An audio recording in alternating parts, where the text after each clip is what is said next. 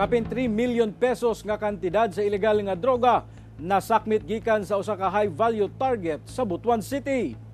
Sa hiniusang puwersa sa PDEA 13 ug Butuan City Police, dakpan ang 41 anyos nga lalaki sa Purok Liloan, Barangay Agusan Pequeño sa Butuan City atol sa buy-bust operation niadtong June 27 sa buntag.